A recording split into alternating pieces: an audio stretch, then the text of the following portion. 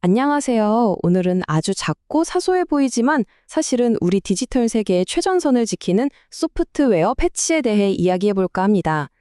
단순한 버그 수정에서 시작해서 어떻게 기업의 생존을 좌우하는 핵심 방어선이 되었는지 그 흥미진진한 진화의 여정을 한번 따라가 보시죠. 자, 먼저 질문 하나 드려볼게요. 이 디지털 세상에서 가장 강력하면서도 또 가장 쉽게 무시당하는 방어 수단은 과연 무엇일까요? 여러분 머릿속에 떠오른 답이 있을 텐데 과연 정답과 같을지 한번 보시죠. 아마 그 평범함에 조금 놀라실지도 모릅니다. 네, 정답은 바로 소프트웨어 패치입니다. 우리가 맨날 나중에 하기를 누르면서 미뤄뒀던 바로 그 업데이트 알림 말이죠. 이렇게 귀찮게만 여겼던 이것이 사실은 디지털 세계를 지키는 가장 중요한 방패라는 겁니다. 오늘 우리는 이 작은 패치 안에 숨겨진 거대한 전장의 역사를 들여다보려고 합니다. 이 모든 게 어디서부터 시작됐는지 알려면 시간을 좀 거슬러 올라가야 합니다. 컴퓨터들이 서로 연결되지 않고 각자 외딴 섬처럼 존재했던 훨씬 더 단순했던 시절로 말이죠. 보시는 것처럼 인터넷이 없던 시절의 패치의 목표는 딱 하나였어요. 바로 기능 안정입니다. 프로그램이 갑자기 꺼지거나 데이터가 깨지는 걸 막는 게 전부였죠. 패치도 플로피 디스크 같은 물리적인 매체로 직접 전달해야 했고요. 지금 우리가 너무나 당연하게 생각하는 사이버 보안이라는 개념은 그땐 그냥 학자들이나 얘기하던 좀 뜬구름 잡는 소리였던 거죠. 그런데 말이죠. 1990년대가 되면서 세상이 인터넷으로 연결되기 시작하잖아요. 바로 그때 모든 게 바뀌어버립니다. 이 연결이야말로 패치의 운명을 단순한 수리 도구에서 치열한 전쟁 무기로 바꿔놓은 결정적인 전환점이었습니다. 인터넷이 등장하면서 패치는 이제 더 이상 평화로운 유지보수 작업이 아니게 됐어요. 말 그대로 총각을 다투는 시간과의 싸움이 시작된 거죠.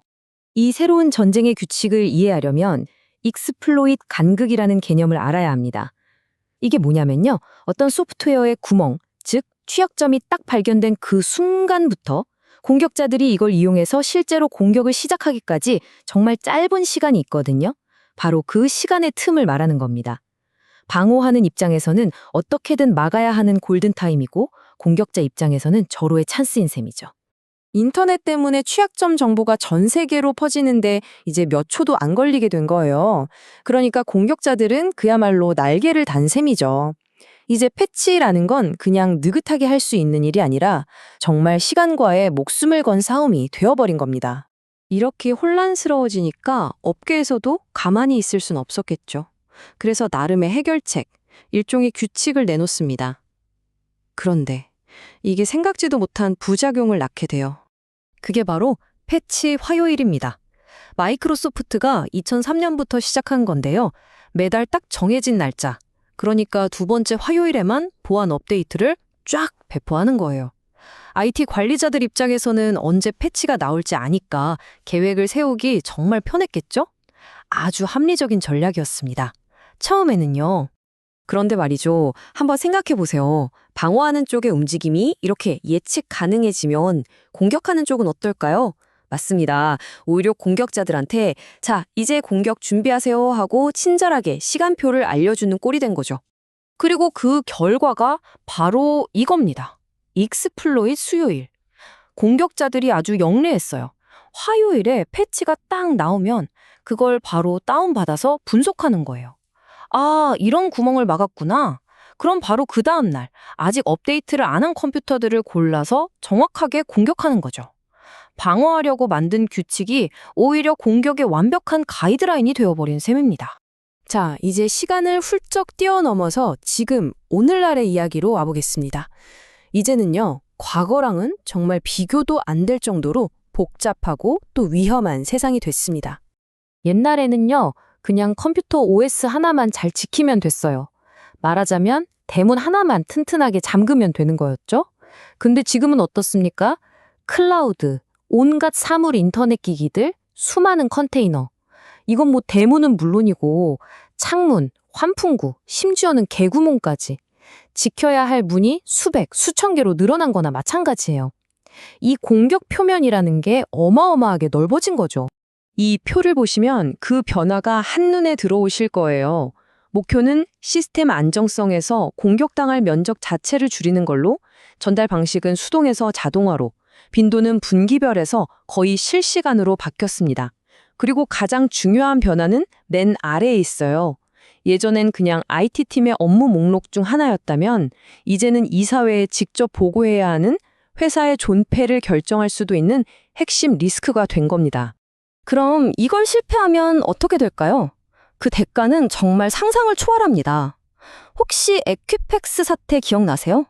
웹 프레임워크 패치 하나를 놓쳐서 어마어마한 개인정보가 유출됐었죠.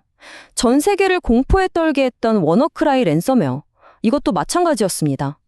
윈도우의 취약점 패치를 안 한 컴퓨터들을 통해 순식간에 퍼져나갔습니다. 이 두 사건은 우리에게 아주 뼈아픈 교훈을 줬어요. 단 하나의 패치 실수가 기업 하나를 넘어 사회 전체를 마비시킬 수 있다는 걸요. 이런 끔찍한 사건들을 겪으면서 패치를 바라보는 관점 자체가 또 한 번 진화하게 됩니다.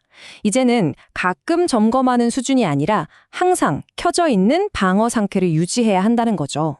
그래서 나온 개념이 바로 지속적 컴플라이언스입니다. 이게 뭐냐면요. 예전처럼 우리 1분기에 감사받아서 통과했어요 같은 주기적인 보고는 이제 의미가 없다는 거예요. 그게 아니라 지금 이 순간 우리 시스템은 안전한가? 라는 질문에 실시간으로 자동으로 대답하고 증명할 수 있어야 한다는 겁니다. 맞습니다. 바로 이거죠. 우리 패치 다 했나요? 라는 과거의 질문에서 우리는 바로 지금 이 순간 모든 규정을 지키고 있나요? 라는 현재 진행형의 질문으로 바뀐 겁니다. 패러다임이 완전히 전환된 거예요. 이 문장이 오늘 이야기의 핵심을 딱 짚어주는 것 같네요. 패치는 더 이상 IT 부서만의 기술적인 업무가 아닙니다. 우리가 건물을 지을 때 기초공사를 하듯이 이제 패치 관리는 기업을 운영하는 데 있어서 가장 기본적이고 핵심적인 경영활동이 된 겁니다. 자, 그럼 마지막으로 여러분께 이 질문을 던지면서 오늘 이야기를 마칠까 합니다. 공격자들은 24시간 내내 쉬지 않고 허점을 노리고 있는데 과연 우리의 방어 시스템은 단 하루라도, 아니 단 1시간이라도 쉴 틈이 있을까요? 아주 사소한 버그 수정에서 시작됐던 이 패치의 여정이 결국 우리 모두에게 이 무거운 질문을 던지고 있습니다.